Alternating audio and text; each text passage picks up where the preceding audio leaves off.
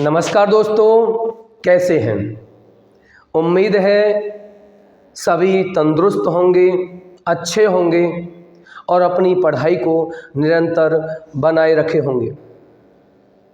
उसी क्रम को जारी करने के लिए कि आपकी पढ़ाई अच्छे से और चल पाए, बेहतर हो पाए, उसी कड़ी में हमने लगातार प्रैक्टिस सेट आपके शुरू किए हुए हैं और आज हिंदी का प्रैक्टिस सेट 3 शुरू करेंगे। उससे पहले थोड़ी बातें यहाँ हो जाएं। आप लोगों को जो अभी तक अपने आप को जगा नहीं पाए हैं, तो क्या आप लोग अपने परिवार वालों के सपनों को साकार करने में सफल हो पाएंगे? समय कितना बचा हुआ है? दिसंबर का मंथ चल रहा है, आज 7 तारीख हो चुकी है, मात्र 23 दिन तो इसमें बचे हुए हैं, 1 महीना 20 दिन आगे हैं। अपने आप को जगाइए और मेहनत में लग जाइए। ये सुनहरे अवसर उन स्टूडेंट के लिए बहुत ज़रूरी हो जाते हैं कि जिन्होंने लंबे समय से इंतज़ार कर रहे होंगे। कुछ ऐसे भी स्टूडेंट होंगे जिनका ओवर एज होने वाला होगा, कुछ ऐसे हैं जिनकी उम्र की शुरुआत हुई है और वैकेंसी उनको मिल गई है, तो बहुत अच्छी अपॉर्चुनिटी है। अच्छे से मेहनत करें, इन्हीं चीज़ों को आपको यूटिलाइज करना पड़ेगा। इस समय को बहुत ज़्यादा महत्वपूर्ण है, इसे संभालिए और अपने आप को इस पढ़ाई में झोंक दीजिए, क्योंकि यही आपके सपनों को पूरा कर पाएगी। बाकी तुम्हारे कोई भी चीज़ काम आने वाली नहीं है, बिल्कुल भी। तो चलिए भाई, शुरुआत करते हैं आज के हिंदी प्रैक्टिस सेट की और उसका पहला प्रश्न आपके सामने आने वाला है। तो ये आ चुका है आपके इस क्लास का पहला प्रश्न। एक दिन के उपवास के बाद मोहन के पेट में खाली जगह कूदने लगे बिल्ली, चूहे, कुत्ते, मेंढक। तो रिक्त स्थान इस प्रकार से भी आपसे पूछेगा एज ए मुहावरे के रूप में भी, उसका जवाब बहुत आसानी से आप लोग दे पा रहे होंगे। कहते हैं ना, समय हो जाता है, सुबह से बिठाए रखो शाम तक, बोले यार हमारे तो पेट में चूहे कूदने लगे। तो वही मुहावरा यहाँ पर आपका है। बिल्कुल सही जवाब दिया है कि सर यहाँ से option number B right answer हो जाएगा। पेट में क्या कूदने लगे? चूहे। आगे बढ़ते हैं भाई, अगला प्रश्न है आदि से अंत तक वाक्यांशों के लिए एक शब्द। वाक्यांशों के लिए एक शब्द, शब्दावली लगातार आप लोग पढ़ते रहिए। शब्दावली सबसे बड़ा रोल आपके बीच में निभाएगा और बाकी सब्जेक्ट, बाकी जो पोर्शन है वो भी आपको बहुत इंपॉर्टेंट रहेगा। आदि से अंत तक के लिए एक शब्द, क्या बात करेंगे सर यहाँ से? क्या अपाद मस्तक होगा, अव्याख्यान होगा, अधोपंथ होगा या प्रारंभिक होगा? आदि से अंत, आदि का मतलब होता है प्रारंभ और अंत का मतलब है समाप्ति। तो शुरू से लेकर के समाप्ति के लिए एक वाक्य बता दीजिए, क्या होगा सर यहाँ से? तो इसका सही जवाब आप लोगों ने दिया है कि अधोपंथ। बिल्कुल सही जवाब है। आदि मतलब शुरुआत और अंत का मतलब समाप्ति। तो शुरू से और समाप्ति के लिए एक शब्द हम देते हैं अधोपंथ। वाक्यांशों के लिए एक शब्द बहुत जरूरी है, याद करिए, अच्छे से याद करिए ना। ठीक है, आगे बढ़िए। निम्न वाक्य में रेखांकित शब्द के विलोम शब्द का प्रयोग करके रिक्त स्थान की पूर्ति कीजिए।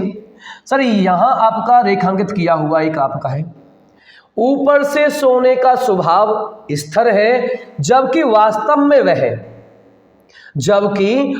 में वह क्या है? क्या चंचल होगा, क्या सूक्ष्म है, जागरण है या अचल है? क्वेश्चन ध्यान से पढ़ो। क्वेश्चन में आपके बोला गया कि जो रेखांकित शब्द है उसका विलोम शब्द ना, उसका विलोम शब्द का प्रयोग करके इस रिक्त स्थान में आपको फिल करना है।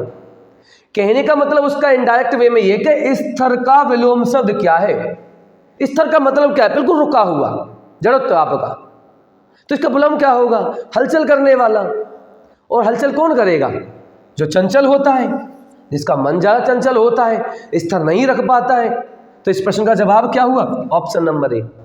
एक बात देख पा रहे होंगे आप लोग, प्रश्नों की जो तरीका है वो कितना बदला है। शब्द दे दिए तो सीधा दे सकता था स्तर ब्लोम सर बता दो, लेकिन नहीं, यही लेवल बढ़ेगा इन्हीं चीज़ों से। चीज़ें वही रहेंगी लेकिन देने का तरीका बदल रहा होगा आपका। इस बात पर विशेष फोकस करके चलना है, क्वेश्चन पूरा पढ़ना है। आगे बढ़िए। राजपथ से झांकियां वापस लौट गईं, इस गलत वाक्य के बदले, इसका मतलब ये गलत वाक्य है, इसके बदले एक सही वाक्य का आपको चयन करना है जो 4 दिए हुए।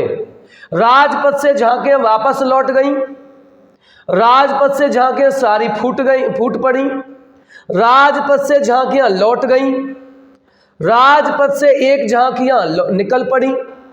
तो इस प्रश्न का सही जवाब क्या आने वाला है, बताइए जल्दी से आप लोग। देखिए त्रुटि ढूंढनी है, गलत वाक्य है ये, बिल्कुल इसे सही करना है। सही कैसे? राजपथ से झांके वापस लौट गई। देखो वापस जाने का मतलब भी, वापस और लौटना दोनों के दोनों समानार्थी हैं, एक साथ नहीं आ सकते, तो ये हो ही नहीं सकता है। आगे देखिए, राजपथ से झांके सारी फूट पड़ी, सारी फूट पड़ी, तो बिल्कुल निहायत ही गलत है। राजपथ से झांकियां लौट गई, आगे देखें, राजपथ से एक झांकी निकल पड़ी। भाई ये तो बहुवचन है झांकियां, तो एक कैसे आ सकता है? तो यहां इसकी त्रुटि है, इसलिए ये गलत है। यहां सारी फूट गई, ये तो पूरी तरह से गलत है, किसी प्रकार से फिट नहीं बैठ रहा है। यहां वापस लौटना, दोनों एक साथ नहीं आ सकते हैं, इसलिए ये गलत है। तो हमारा सही जवाब क्या हुआ? ऑप्शन नंबर सी जो बचा यही आपका सही है। राजपथ से झांकियां लौट गई, ये एकदम प्रश्न का सही जवाब होगा आपका। आगे बढ़िए, नीचे दिए गए वाक्य शुद्ध रूप का चयन करो। अब ये भी आपका शुद्ध बताना है, ये भी एक अशुद्ध लिखा हुआ है, बताओ इस प्रश्न का जवाब। वह चारपाई पर बिछौना बिछा दिया, एकदम गलत वाक्य है, इसे शुद्ध करना है आप लोगों को। तो शुद्धि आपको पहचाना नहीं है, क्या करेंगे? वह चारपाई में बिछौना बिछा दिया, मैं आ सकता है क्या? बताइए सही जवाब। चलिए, वह चारपाई में बिछौना बिछा दिया, ये तो हो नहीं सकता भाई, ये तो बिल्कुल आपका गलत वाक्य है। उसने चारपाई में बिछौना बिछाए, यह भी गलत होगा, बिछाए नहीं होगा भाई इसके साथ में। वह चारपाई में बिछौना बिछा दी, भाई ये हो सकता है क्या? बिछा दी नहीं होगा ना, ये भी गलत हुआ। बचा क्या? उसने चारपाई पर बिछौना बिछा दिया, तो इसका प्रयोग करना था ना हमें। कारक आपने पढ़े हैं, आधार अधिकरण जो होता है तो उसी का तो है ये कारक, तो कारकों का भी त्रुटि यहां देखने के मिला हमें यहां से। तो इस प्रश्न का जवाब क्या रहा? ऑप्शन नंबर डी इस प्रश्न का सही जवाब। आगे देखिए, सृष्टि का विलोम शब्द, ये सीधा सीधा पूछ लिया है। सृष्टि, मरण, प्रलय, वृष्टि, मोक्ष, संसार की हम बात कर, सृष्टि रचना, सृष्टि को बनाने वाला, इस प्रकृति को बनाने वाला, जिसे बनाया जा चुका है। अब अपोजिट क्या होगा? विनाशकारी, खत्म हो जाना। वो कौन सा शब्द होगा? प्रलय। प्रलय से क्या होगा? सब कुछ तबाह हो जाएगा। तो आंसर क्या होगा? Option number B. आगे चलिए, निम्न में से शुद्ध वाक्य, एक और शुद्ध वाक्य से संबंधित, बहुत इंपॉर्टेंट है, आप लोग बहुत गलतियां करते हैं इनमें। शुद्ध वाक्यों के लगातार आप लोग प्रैक्टिस करनी होगी। कई खिलाड़ी वह जमा हो गए, कई खिलाड़ी वहां जमा हो गए, कई खिलाड़ी वहां जमा हो गए, कई खिलाड़ी वहां जम हो गए। जल्दी से जवाब देंगे। त्रुटि ढूंढिए, आंसर सही देने का मतलब नहीं, आपको प्रश्न के अंदर त्रुटि पता चलनी चाहिए, क्या त्रुटि है। देखिए, कई खिलाड़ी वह जमा हो गए, भाई यहां ये त्रुटि है, वह नहीं होगा, वहां होना चाहिए था। कई खिलाड़ी वहां जमा हो गए, कई खिलाड़ी, यहां किसकी त्रुटि है? सर यहां वर्तनी की त्रुटि है, सब कुछ सही है, यहां वर्तनी की त्रुटि हो गई आपकी। इसके बाद में कई खिलाड़ी वहां जम गए, सर यहां जमा की जगह यहां जम हुआ है, ये त्रुटि है इसमें। तो सही वाक्य क्या हुआ? कई खिलाड़ी वहां जमा हो गए, कई खिलाड़ी वहां जमा हो गए, ये इस प्रश्न का सही जवाब है। आगे बढ़िए, निम्न विकल्प में कान भरना मुहावरे का सही अर्थ बताइए। ये मान लीजिए, ये मुहावरा दैनिक लाइफ में बहुत ज़्यादा यूज होता है। एक दूसरे का कान भरते रहते हैं, एक दूसरे को, कान भरने का मतलब क्या, एक दूसरे की तरफ भड़काना। भड़काना ही तो होता है, इसकी वहाँ लगा, इसकी वहाँ लगा। पहले लेडीज़ों में ज़्यादा हुआ करता था, आज तो जेंट भी नेक टू नेक मुकाबले में लगे हुए हैं, और वो भी एक दूसरे की टांग खिंचाई में लगे हुए हैं। कान भरना क्या होगा, बुराई करना, सम्मान करना, बिल्कुल गलत। भलाई करना मतलब ही नहीं है, भलाई करना तो कान क्यों भरता, निरादर करना। ऑप्शन नंबर ए, बुराई करना। बुराई सबसे ज़्यादा आज ये प्रचलन में बहुत ज़्यादा है। तो ये कान भरना आज दैनिक लाइफ में ये मुहावरा बहुत यूज होता है। निम्न विकल्प में से किस एक वाक्य में विशेषण का उचित प्रयोग, मोस्ट इंपॉर्टेंट, विशेषण का उचित प्रयोग कहाँ हुआ है। उसका घोड़ा सुंदर है, रमेश घर में है, मोहन गांव में रहता है, सोहन प्रयागराज में रहता है। सबसे पहली बात, इनसे पहले आप लोगों को विशेषण का पता होना चाहिए कि आखिरकार विशेषण है क्या। सर विशेषण है कि जो संज्ञा या सर्वनाम की विशेषता को बताए, संज्ञा सर्वनाम की विशेषता को बताए, उसे विशेषण कहते हैं। विशेषण 4 प्रकार के होते हैं। यहाँ उसका डिस्कशन अभी नहीं हो सकता है, कराएंगे आप लोगों को, छूटेगा नहीं आपसे। अब देखिए आप लोग, रमेश घर में है, क्या यहाँ पर किसी की विशेषता बताई जा रही है? रमेश घर में है, मोहन गांव में रहता है, सोहन प्रयागराज में रहता है। कहीं पर भी संज्ञा की विशेषता को बताया नहीं गया है। देखिए, उसका घोड़ा सुंदर है, उसका घोड़ा सुंदर है, तो यहाँ पर सुंदर अपने आप में एक विशेषण है। सुंदर अपने आप में एक इसका गुणवाची विशेषण है। 4 प्रकार के होते हैं। गुणवाची विशेषण आपका होता है, संख्यावाची होता है आपका, और परिणाम आपका सार्वनामिक विशेषण आप लोगों का होता है उसमें, एक और आपका। तो 4 प्रकार के विशेषण होते हैं, उन्हीं में से एक आपका यहाँ से, उसका घोड़ा कैसा है, सुंदर है। तो यही प्रश्न का जवाब है, घोड़ा कैसा है, सुंदर। घोड़े की विशेषता बताई जा रही है। आगे बढ़िए, निम्न में से कौन सा एक अकर्मक क्रिया का उदाहरण, आप लोग यहीं तक पहुंचोगे कि अकर्मक क्रिया, बाद में लिखा है नहीं, ये गलती करती हैं आप लोग। इसको विशेष ध्यान देना, आज के क्वेश्चनों का ट्रेंड है, नहीं देना, क्योंकि आप लास्ट तक पहुंचते नहीं है, शुरुआत से आप गलत करके आते हैं। अकर्मक क्रिया, क्रिया के 2 भेद। यदि मैं बात करूं आपका क्रिया के कर्म के आधार पर, कर्म के आधार पर, कितने आधार पर 2 भेद होते हैं। 2 भेद होते हैं, आप लोग जानते हैं। एक होता है आपका अकर्मक और एक होता है सकर्मक। छोटा छोटा ही बताएं आपको यहाँ से। ए का मतलब नहीं है और कर्म का मतलब कर्म। जिस क्रिया में कर्म अनुपस्थित हो उसे अकर्मक क्रिया कहा जाता है, उसे अकर्मक क्रिया कहा जाता है। सकर्मक, जहाँ कर्म उपस्थित हो उसे सकर्मक क्रिया कहा जाता है।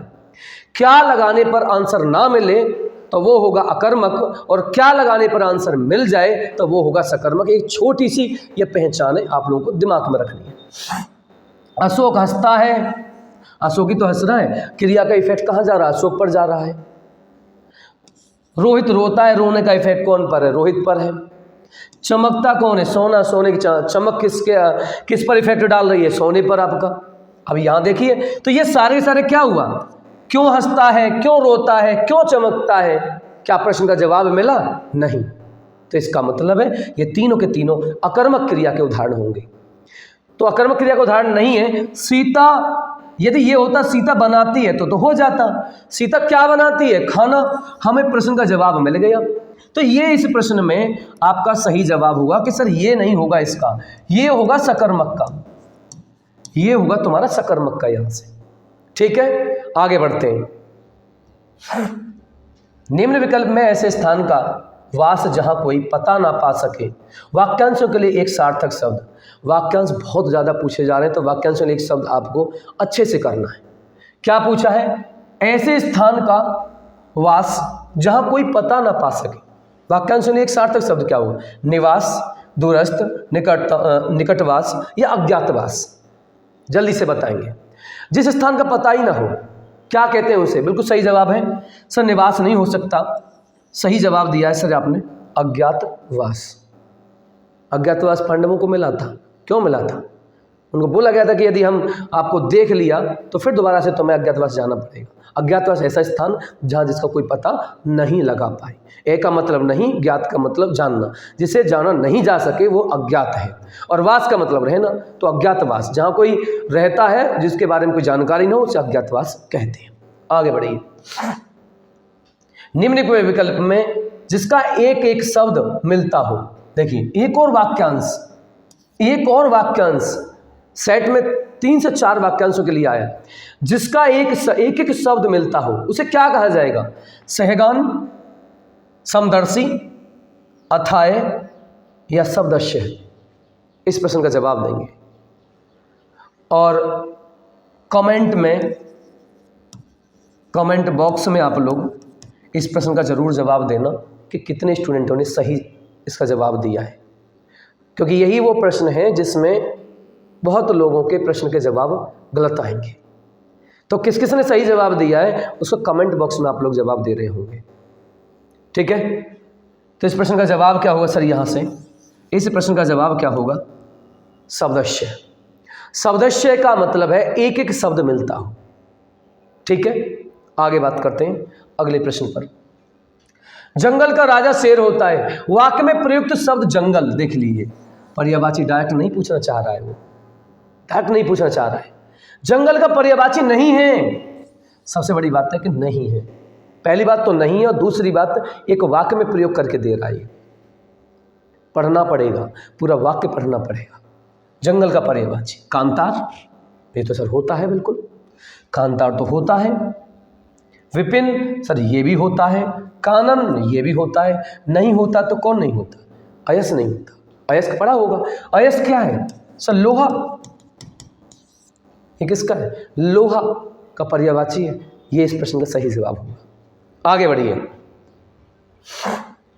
निम्न वाक्य में रेखांकित खंड के स्थान पर प्रयुक्त होने वाले सबसे उपयुक्त शब्द का प्रयोग करें। देखो यहां है अंडरलाइन आपका। क्या कह रहा है? आपकी घड़ी में कितनी बजी है, कितनी बजे हैं, सॉरी। ये यहां से आपको एक सही शब्द का प्रयोग करना है। बड़ा आसान सा है, इसमें भी गलत नहीं करना चाहिए आपको। कोई गलत करता है तो फिर देख लेना। कब, कितने, कैसे होगा ही नहीं भाई आपका। आपकी घड़ी में कितने बजे हैं, ये इस प्रश्न का बिल्कुल सही जवाब, बिल्कुल सही जवाब है। आगे बढ़िए। प्रश्न नंबर 15। निम्न वाक्य में रेखांकित शब्द का विकल्पों में से दिए गए शब्दों में कौन सा शब्द पर्यायवाची? फिर आप देखो नहीं है। नहीं से संबंधित बहुत ज्यादा प्रश्न। मेरे जीवन का यही एकमात्र लक्ष्य, इसका पूछा है पर्यायवाची आपका। नहीं है इसका लक्ष्य। आप लोगों का क्या लक्ष्य है? क्या एसएससी एग्जाम लक्ष्य है? यदि लक्ष्य है तो उसे भेदने की तैयारी में लग जाओ। अभी भी समय है, अब से भी ये युद्ध भेदा जा सकता है। ध्यान रखना। तो लक्ष्य का मतलब क्या होता है, क्या नहीं होता, ये पूछ रहा है। लक्ष्य का क्या उद्देश्य है आपका? ये तो बिल्कुल सही है। भवन, मंजिल, बोले हमारी मंजिल कहाँ, पता नहीं कहाँ लेकर के जाएगा हमारे नसीब, कौन सी मंजिल पर लेकर जाएगा है? कौन से? तो मंजिल का भी एक समानार्थक सर क्या होता है? लक्ष्य को ही कहते हैं। निशाना, अर्जुन का निशाना क्या था? अर्जुन का लक्ष्य क्या था? मछली की आंख को भेदना। तो ध्यान रखना है भाई इसे। नहीं है तो भवन, लक्ष्य का नहीं है भवन। आगे आज की क्लास डिलीट हो गई है इसमें, तो इसके लिए क्षमा प्रार्थी। आगे से कंप्लीट सेट आप लोगों को मिलेगा। आज की सेवा यहीं पर समाप्त होती है। इन 15 प्रश्नों में से आज आपने कितने प्रश्नों के सही जवाब दिए? आप लोग कमेंट में नहीं देते हैं, शायद आपको कोई नुकसान होता होगा, लाइक नहीं करते हैं, देख तो लेते हैं, शायद आपको कोई नुकसान होता होगा। यदि आप लोगों का इन सब से नुकसान होता है और केवल देखने से फ़ायदा होता है तो आप देखिए। नमस्कार, जय हिंद, जय भारत।